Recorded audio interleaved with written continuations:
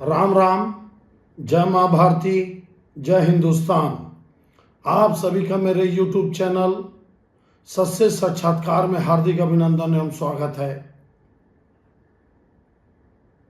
आज अपने इस YouTube चैनल के माध्यम से छत्तीसगढ़ कांग्रेस की राजधानी रायपुर में जो नगर निगम में बड़ा भयंकर बवाल मचा है और एक अलग राजनीति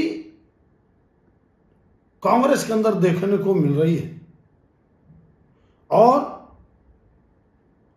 इस लड़ाई में लोगों के लिए लड़ाई छोटी हो सकती है, लेकिन मैं आपको बताऊं ये बहुत बड़ी लड़ाई है, छोटी लड़ाई नहीं है। किन अर्थों में, किन मायनों में, ये आपको मैं समझाने का, बताने का प्रयास करता हूं। आपको सब पता है कि नगरीय निकाय में बहुत बुरी स्थिति हुई कांग्रेस पार्टी की। कारण यह था कि हर नेता अपने हिसाब से अपने अपने इलाकों में टिकट बंटवा लिए, लेकिन चुनाव में साथ नहीं दिए। जितने लोग चुनाव लड़े, पार्षद के हो, अध्यक्ष के हो, नगर पालिका में, नगर पंचायत में या मेयर का चुनाव हो, उनको अपने दम पे चुनाव लड़ना पड़ा, अपने औकात और अपने हैसियत के हिसाब से लड़ना पड़ा। कुछ जगह जो नेता अच्छा काम किए, थोड़ा बहुत सफलता मिली। उसके अलावा जो 5 साल भूपेश बघेल की जो सरकार थी, उससे कार्यकर्ता इतने निराश थे, इतने अपमानित थे, इतने दुखी थे और भ्रष्टाचार की लगातार कहानियां सरकार के जाने के बाद जनमानस में, खासकर तो शहरी जनता का चुनाव था, शहरी जनता के दिमाग में इतने जनमानस में भरा हुआ था कि भूपेश बघेल की सरकार, मैं अपने वीडियो में बता चुका हूं, जो जनता की सरकार, छत्तीसगढ़ियों की सरकार ना होके कुछ लोगों के द्वारा संचालित सरकार थी और वो डाकू जैसा लूटने का काम कर रहे थे। इसमें मेरा विशेष सुना, एक भ्रष्टाचार के ऊपर बात बता रहा हूं। आज ही खबर आए पेपर में कि किस तरह से बिना बजट के, बिना योजना के, बिना प्लानिंग के हजारों करोड़ रुपया गोठान में बर्बाद कर दिए गए। आते हैं विषय में। रायपुर नगर निगम में चुनाव होता है, प्रदेश में नगर निगम का चुनाव होता है, सत्ता में कांग्रेस आती नहीं है, पर्यवेक्षक तय होते हैं प्रदेश की ओर से, हाईकमान की सहमति से, प्रभारी सचिन पायलट की सहमति से कि पर्यवेक्षक बनाया जाए और ये तय किया जाए रिपोर्ट के आधार पर, पीसीसी ये तय करे कि कौन अपोजिशन लीडर नगर निगम में होगा। प्रक्रिया चली, 10 के 10 पर्यवेक्षक नगर निगम में गए।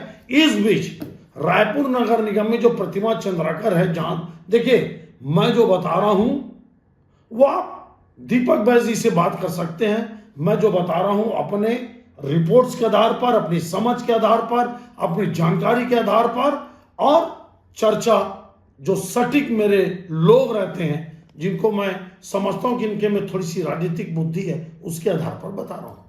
प्रतिमा चंद्राकर पर्यवेक्षक की रिपोर्ट जमा नहीं होती है, उसके पहले शहर अध्यक्ष गिरीश दुबे जी अपोजिशन लीडर की नियुक्ति कर देते हैं, बिना पीसीसी को बताए, बिना सचिन पायलट जी को बताए।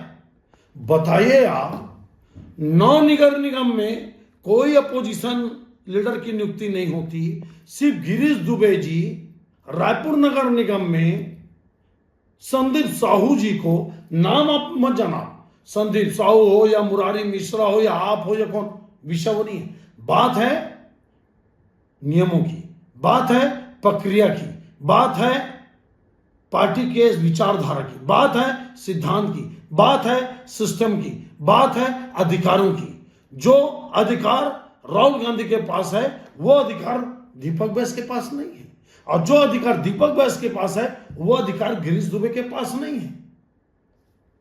समझिए आप, 9 नगर निगम के जिला अध्यक्ष एक भी अपोजिशन लीडर की नियुक्ति नहीं करते, लेकिन रायपुर में गिरीश दुबे जी नगर निगम में अपोजिशन लीडर की नियुक्ति कर देते हैं। अब आप थोड़ा सा भी समझने का प्रयास करिए, क्या गिरीश दुबे मनमाना नहीं किए? क्या गिरीश दुबे जी दीपक बैस जी के अधिकारों को चुनौती नहीं दिए? क्या उनके अधिकारों पर अतिक्रमण नहीं किए? क्या पर्यवेक्षक की रिपोर्ट का इंतजार क्यों नहीं किए? हाईकमान से पूछे क्यों नहीं? हाईकमान से सलाह क्यों नहीं लिए? क्योंकि नगर निगम में पर्यवेक्षक तय हो चुके थे पीसीसी के द्वारा, और नगर निगम में अपोजिशन लीडर बनाने का अधिकार पूर्ण रूप से दीपक बैस और पीसीसी को है। यह बात अलग है कि सचिन पायलट से वो अप्रूवल लें, क्या करें, राहुल गांधी से अप्रूवल ले, वेणुगोपाल जी से अप्रूवल, अलग बात। लेकिन शहर अध्यक्ष को, छत्तीसगढ़ के किसी भी शहर अध्यक्ष को नगर निगम में अपोजिशन लीडर बनाने का कोई अधिकार नहीं, कोई लेटर उनको अधिकृत करने का नहीं, कुछ नहीं। और 9 जिलों में, 9 नगर निगम में यह देखने को नहीं मिला। अब आप बताइए कि इतना बड़ा चैलेंज गिरीश दुबे जी पीसीसी को, दीपक बैस को कैसे दे दिए? ऐसा मनमाना हरकत कैसे कर दिए? पार्टी के खिलाफ, पार्टी के नीतियों और नियमों के खिलाफ जाकर गिरीश दुबे जी ये फैसला कैसे कर लिए? और उसके बाद उस लेटर को, जिस लेटर को गिरीश दुबे ने सभापति नगर निगम को दिया, उसको वापस मांगने की बात हुई पीसीसी के द्वारा, तो भी वो लेटर को वापस नहीं लिए, तो भी नहीं लिए। जैसे जिस दिन वो लेटर दिए तुरंत पता चला, पीसीसी ने उसको रोका कि ये आप अतिक्रमण कर रहे हैं, पार्टी के सिद्धांतों के विपरीत जा रहे हैं, पार्टी के संविधान के खिलाफ जा रहे हैं, पीसीसी के अधिकार को खुली चुनौती दे रहे हैं, पीसीसी के अधिकार का अतिक्रमण कर रहे हैं, और ये पार्टी विरोधी है, पार्टी के साथ नाइंसाफी है। ये बात गिरीश दुबे को बोला गया कि पेपर को वो लेटर को लाइए, लेकिन वो नहीं लाए। फिर पार्टी तय करती है पर्यवेक्षकों की रिपोर्ट के आधार पर। रायपुर में निर्दलीय चुनाव लड़ने वाले आकाश तिवारी जी, जो कांग्रेस के कद्दावर नेता हैं, दोबारा चुनाव जीते, उनको पार्टी तय करती कि अपोजिशन लीडर वही होंगे, पार्टी तय करती है। अब आपको बताऊं मैं, भारतीय जनता पार्टी में ऐसे हजारों उदाहरण हैं। 2 बड़े उदाहरण आपको बताता हूं। एमएलए एमपी टिकट काट दिए, बीजेपी के नेता का टिकट काट के कांग्रेस नेता को दे दिए, ऐसे आपको सैकड़ों उदाहरण मिलेंगे, सैकड़ों। जिला पंचायत, नगर निगम, पार्षद, मैं 2 सीएम की बात बता रहा हूं। आसाम में बीजेपी के कर्मठ कार्यकर्ता सर्बानंद सोनोवाल को हटाकर कांग्रेस के हेमंत बिस्वा शर्मा को सीएम बनाती बीजेपी, पार्टी का फैसला है। योगी आदित्यनाथ जी बीजेपी के मेंबर कभी नहीं रहे, सांसद थे तो भी, और जब सीएम बनाए तो भी वो भाजपा के मेंबर नहीं थे, जितना मेरे को पता है। लेकिन पार्टी ने उनकी उपयोगिता को समझा, उनके ताकत को समझा, सीधा सीएम बनाया।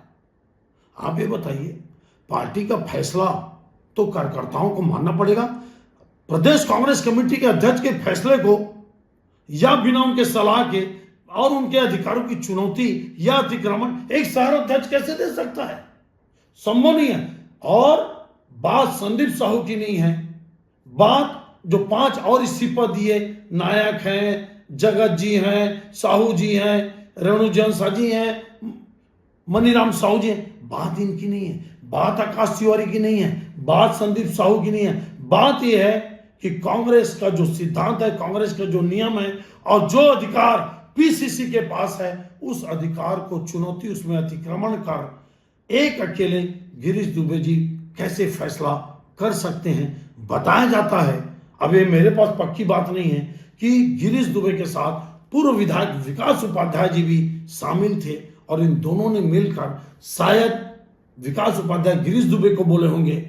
मैं इस मामले में स्पष्ट नहीं हूं, मेरे पास कोई प्रमाण नहीं है, लेकिन जितना मैं सुन रहा हूं, चर्चा का जो विषय है कांग्रेस के नेताओं में वो यही है कि आकाश तिवारी को रोकने के लिए कि रायपुर शहर में एक नया ब्राह्मण नेता नहीं बनना चाहिए, इसका कोई खेल खेला गया। लेकिन पार्टी के नियमों के विरुद्ध कोई भी काम करना, पार्टी के सिद्धांतों के विपरीत, पार्टी के बनाए आदेश के विपरीत, पार्टी के लिए गए फैसले के विपरीत अगर एक शहर अध्यक्ष काम करता है, तो मैं दोषी संदीप साहू को नहीं मानता, मैं दोषी आकाश तिवारी को नहीं मानता। मैं दोषी अगर मानता हूं तो मैं शहर अध्यक्ष गिरीश दुबे जी को मानता हूं। और पूरे शहर में गिरीश दुबे जी ने हड़बड़ी में बिना किसी से, मतलब किसी से सलाह लिए, न किसी से मार्गदर्शन लिए, सीधा इतना बड़ा कदम उठा दिए।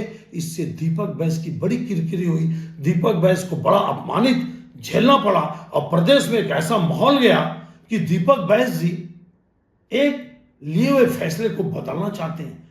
वो फैसला गलत था, वो लिया हुआ फैसला नहीं है, वो अतिक्रमण था, गलत था, नियमों के विपरीत था। जो फैसला दीपक बैस को लेना था उस फैसले को गिरीश दुबे ने लिया।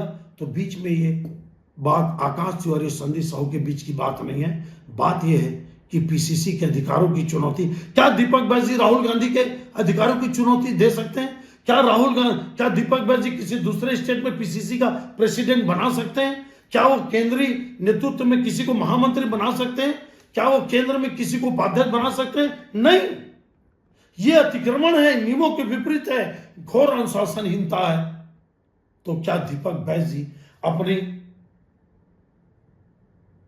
दबंगई राजनीति को दिखाएंगे? क्या वो ये मैसेज देंगे छत्तीसगढ़ कांग्रेस में कि पार्टी की में घोर अनुशासनहीनता, लापरवाही और गलत काम बर्दाश्त नहीं किए जाएंगे? क्या गिरीश दुबे के ऊपर बहुत बड़ा एक्शन होगा? क्या गिरीश दुबे जी पार्टी से निकाले जा सकते हैं, निलंबित किए जा सकते हैं? क्या होता है देखना है। लेकिन मैं मानता हूं कि अगर पार्टी ने फैसला लिया है, सचिन पायलट, दीपक बैस जी ने, आकाश तिवारी को बिल्कुल नहीं बदलना चाहिए। मेरे को इससे मतलब नहीं है। अगर यही बात गिरीश दुबे जी अगर आकाश तिवारी को बनाते या किसी और को बनाते तो भी मैं यही बोलता। पार्टी का फैसला पार्टी का प्रदेश नेतृत्व लेता है। प्रदेश के मामले में मेरे को लगता है कि गिरीश दुबे जी बहुत बड़ी गलती कर बैठे। अब इंतजार है कि दीपक बैस जी क्या हिम्मत दिखाते हैं। क्या दीपक बैस जी एक संदेश देना चाहते हैं कि वो कमजोर प्रदेश अध्यक्ष नहीं है? क्या दीपक बैस जी ये साबित करेंगे कि पार्टी बड़ी है, न कि उनके लिए एक शहर अध्यक्ष? देखते इंतजार करते हैं। लेकिन मेरे को लगता है कि गिरीश दुबे जी का निलंबन या निष्कासन या एक्शन होगा, ऐसा मेरा अपना अनुमान है, क्योंकि उन्होंने बहुत ही गलत कदम उठाया कांग्रेस पार्टी के हिसाब से। यह अपना विश्लेषण आपको कैसा लगा आप जरूर बताइए। अच्छा लगेगा तो शेयर, फॉरवर्ड और सब्सक्राइब मेरे चैनल को जरूर करिएगा। जय हिंद, जय छत्तीसगढ़ माता री।